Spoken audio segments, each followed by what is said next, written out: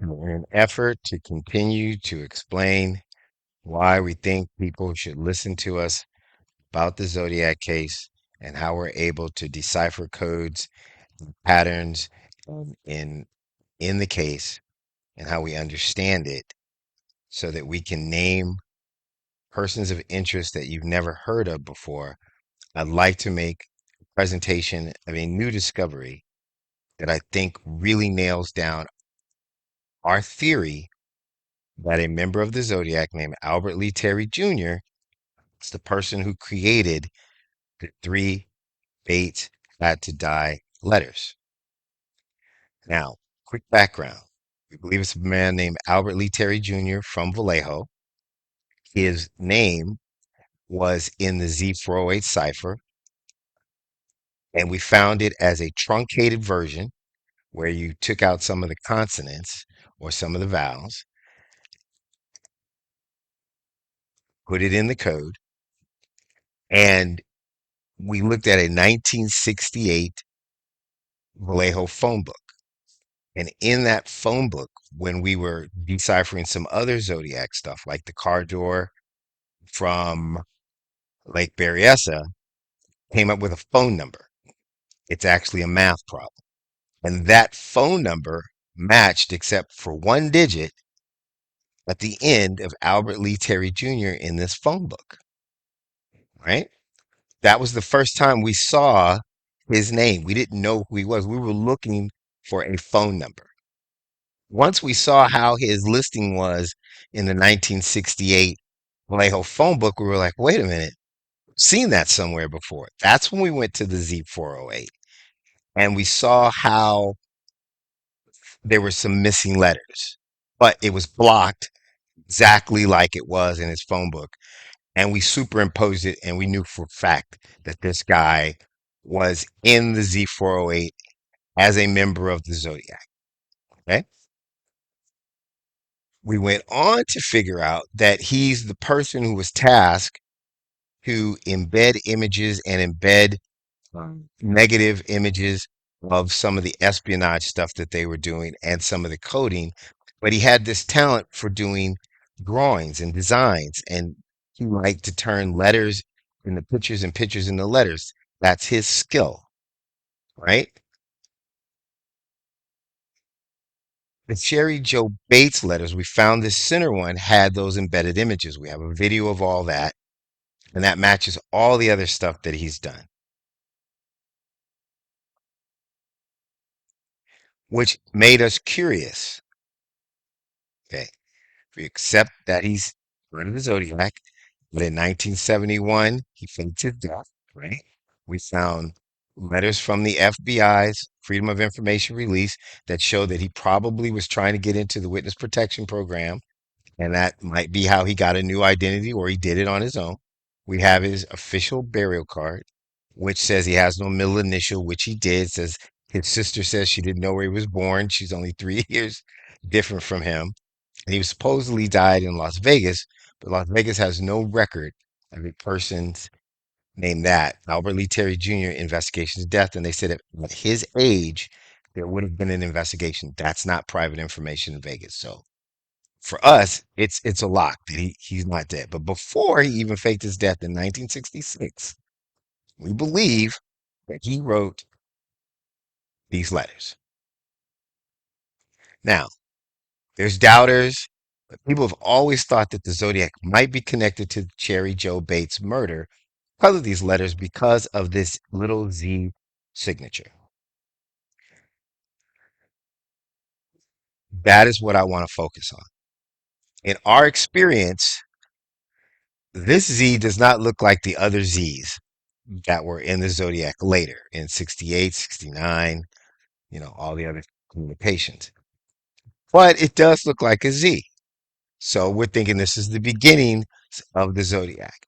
We know that there's three letters, just like the Z408 and the Z340 cipher, same MO, but the one with the embedded image is like a watermark. So he's saying, okay, when you see these in the newspaper, the one with the watermark is the one you want to concentrate on. So generally, they take a picture of these letters that are printed in the newspaper, turn them into a negative, put them on photographic paper, and it would actually reveal the undeveloped negatives on the paper and take away the writing. And we've shown you how that's done. It's a great technique. It's spy stuff. You can turn natural paper into photographic paper using a salt solution. That technique was developed in the 1800s. So Albert Lee's a very ingenious little guy, right? But he does really wonderful things with letters and symbols. So, Stephen, our investigator, was very curious about why these two M's had a line at the top and this M had a line at the bottom.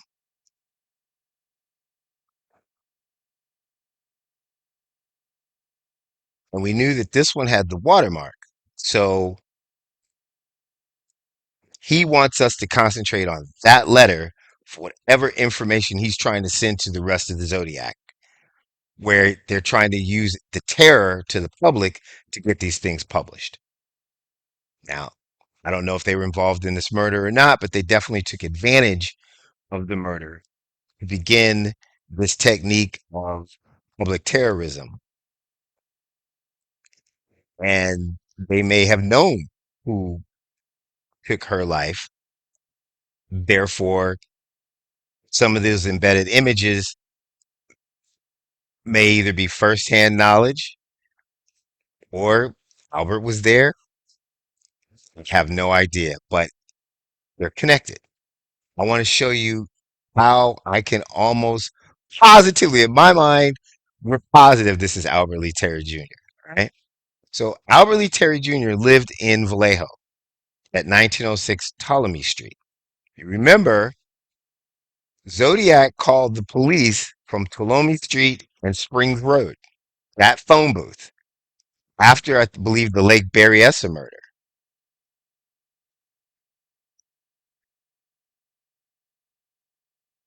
I'm going to blow this up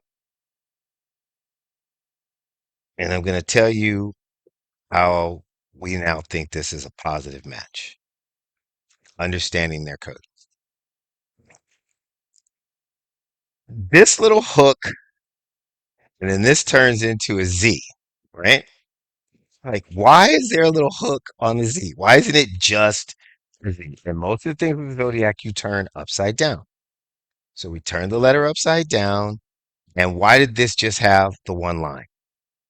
Steven was like, I know it's a dry dock, it's a boat, like, it's something, it's some kind of topography. He just knows that that's what it is. And I am Steven. So I talk about myself in the third person because I don't always give my name out when I'm dealing with the public because this is very sensitive information and there's people that have killed people. And so I have an online persona and I have a personal persona. So excuse me. I really want you to concentrate on this and understand what it is. 'Cause this is real proof. You say, give me real proof. I'm going to show you real proof. This is a map. That's a map, and this is part of the map. Okay. I'm looking at the topography on Google Maps, and I said, that's it. That's where it is. So you see this little hook right here? That's this right here. This is the 680 freeway in Benicia, California. You know the name Benicia because that's where the conical Zodiac murders took place. Lake Herman Road, Blue Rock Springs Park, those are in Benicia, off of Columbus Parkway. That's the closest, longest road that takes you to those two locations. It also connects to Springs Road, which connects to Tuolumne Street, where the phone booth was, right? This guy is telling you or telling somebody how to get to his house, or he's saying, hey, I'm the Zodiac in Vallejo. It's one of those. This U is this U right here, the 680. Okay. So you go the U and then you're kind of drifting over. So you go the U and you're kind of drifting over. But then there has this dramatic line here and this dramatic line here. I didn't know what that was. I'm like, what? on God's creation is that? How does that work? It's not looking like the map. And I realize that you add this part right here. So you go from the U, here's the U, and then you start drifting over this way. So it's the U to the drift, right? And the drift may, let's see, U drift, right? Okay. Then you add this to that, and that takes you up here. And then see that part right there? That's this little elbow right there. So this should connect right about there. Now maybe he took the street from here to there to make it a little more blunt, but if you just take the straight 680, maybe you got to get off on the street or something to get to Columbus Parkway. That might be what it is, right? So that's the exit. And then you go over, and then you just go up Columbus Parkway to this little bend right there, little elbow to right here. Well, right here is kind of like a dead end. It's like kind of it blocks off right at Springs Road. It's different than all the others because it tails off this way to like a dead end, and Springs Road is where you got to go right there, right? And so this part right here is Springs Road. It comes across, it dips down right here because it crosses under the freeway.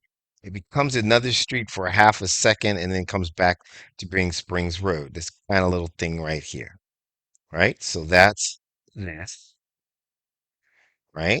And then I guess you come to an exit, you get off, you get on Columbus Parkway, right? And then so this right here is Columbus Parkway. So the little elbow right there goes right there. And then you go to Springs Road and you come over and you go up, right? I believe that this line right here was just because he wanted to make it a Z, right? So it looked like a Z. So it's the Zodiac, right? Dude's house is right here. He lived at 1906 Ptolemy Street. So this map, this little symbol right here, takes you directly to his house. This symbol is a map to Albert Lee Terry Jr.'s home in Vallejo, California. I'm gonna close this video out, but I'm gonna show it to you one more time. I turn this map upside down. So this is the Bates letter. This is the one with the embedded images. These two M's cross at the top. So handwriting experts are looking for handwriting. They're not looking for maps, but this one has a drop down. The embedded images are his watermark. That's the signal to whoever sees it in the paper to take a picture of that one so that they can reverse the negatives or get whatever other codes are in these letters to make it work. These two base letters have T's. This T looks like an I. So there's more code in here. I haven't figured it out yet. But one symbol that everybody thought made it a zodiac were right.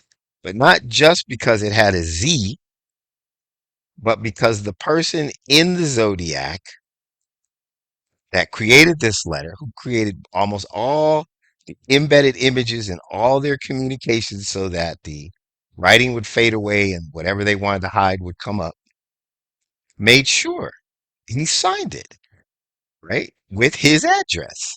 He made this M, he made this little U, he made this line and that line. So again, the U is here, the 680, right? And then you come to some point like here, get off, right? And you're going up Columbus. That's what these are. So this is 680 to Columbus to Springs Road, and then Ptolemy to Albert Lee's house. That's what this says in Google's map. So this is this. You come up to here, you get off, get on Columbus Parkway, right? Which is here. You take Columbus Parkway, right, to this little elbow right here.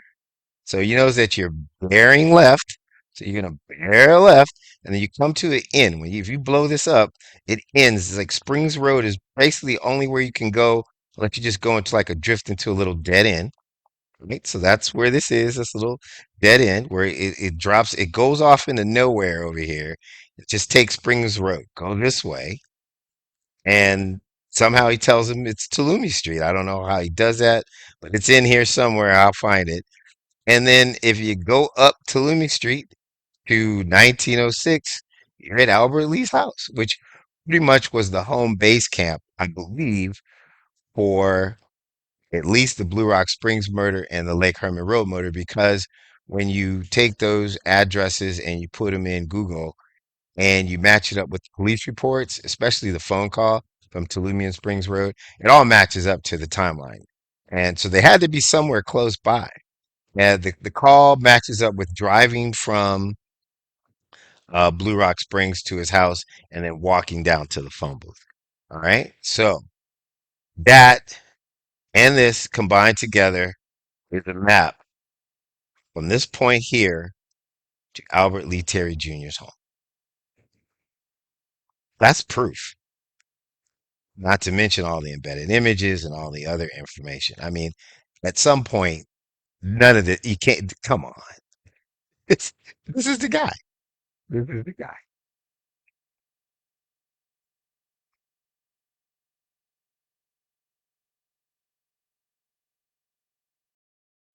Yeah, this is Steve one more time. I wanted to finish the video we started yesterday about the Bates letter.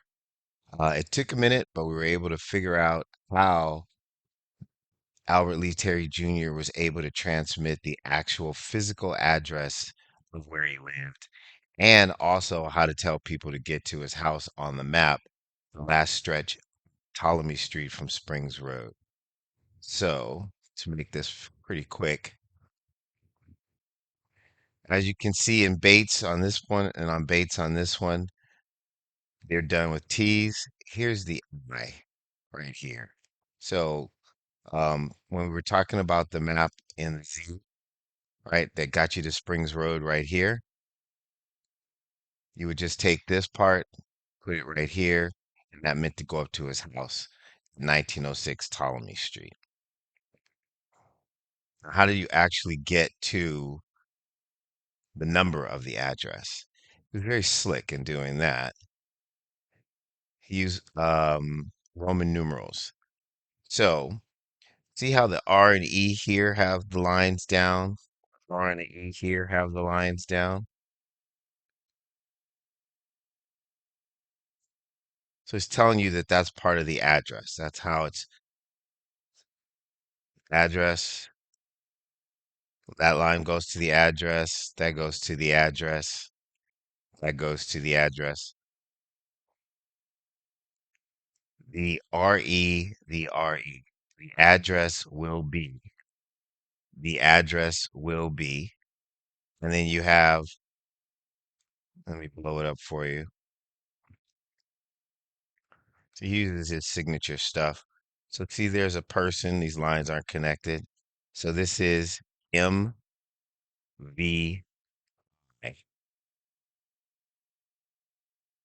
The address will be, so you're going to pick between B and E, which is C and D. That's how you get your Roman numerals, right? This M is completely connected, so you're using that as part of the map, but you're using this one M as part of the Roman numerals. And it's exactly the same over here. So it's M, V, and an I. Pick between two letters between B and E is C and D. In Roman numerals, there's only so many numerals. Let me get my notes real quick. If I can remember. Um,